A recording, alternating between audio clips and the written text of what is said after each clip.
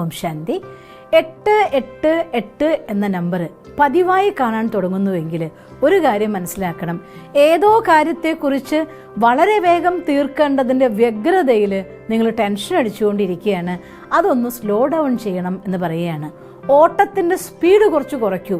ലക്ഷ്യത്തിലെത്താൻ നിങ്ങൾക്ക് സാധിക്കും, പക്ഷെ തൽക്കാലം കുറച്ച് ക്ഷമ കാണിക്കേണ്ടത് ആവശ്യമാണ് എന്നർത്ഥം. 8 ശനിയുടെ നമ്പർ എന്നും പറയുന്നുണ്ട്. 8 എന്നുള്ള നമ്പർ അതുകൊണ്ട് തന്നെ കഷ്ടപ്പാടുകളുടെ നമ്പർ എന്നും പറയാറുണ്ട്. പക്ഷെ ഒരു കാര്യം സത്യമാണ്, കർമ്മക്കണക്കുകളുടെ നമ്പറുമാണ് 8. 8 വരുന്ന സമയത്ത് 8നെ തിരിച്ചിട്ടാൽ ഇൻഫിനിറ്റി എന്നും പറയാറുണ്ട്, അനന്തതയുടെ നമ്പറുമാണ്. അതുകൊണ്ട് ഒരു കാര്യത്തെ നമ്മൾ കാണുന്ന കാഴ്ചപ്പാടിനനുസരിച്ച് ആ കാര്യം പോസിറ്റീവിലും നമ്മൾ അനന്തതയിലേക്ക് കൊണ്ടുപോകും, നെഗറ്റീവിലും അനന്തതയിലേക്ക് കൊണ്ടുപോകും. ജീവിതത്തിൽ ക്ഷമയോടെ മുന്നോട്ട് പോകേണ്ട ഒരു സമയമാണ് എന്ന് 888 എന്ന് കാണുമ്പോൾ മനസ്സിലാക്കുക. ഇത് പ്രോസ്പെരിറ്റിയുടെ നമ്പറുമാണ്. നമുക്ക് നമ്മുടെ കർമ്മഫലം യഥാർത്ഥമായ രീതിയിൽ പറയാറ്, ഒരാൾക്ക് ശനി വന്നു പോകുന്ന സമയത്ത്, ശനിയുടെ സമയത്ത് ഹാർഡ് വർക്ക് ചെയ്യുമെങ്കിൽ അത് പോകുമ്പോൾ സൂര്യൻ ഉദിച്ചിട്ടാണ് പോവുക.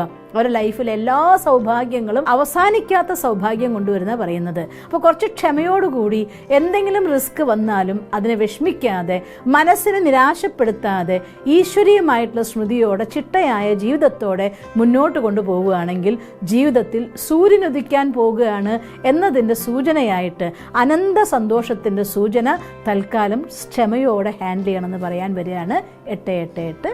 ഓം ശാന്തി.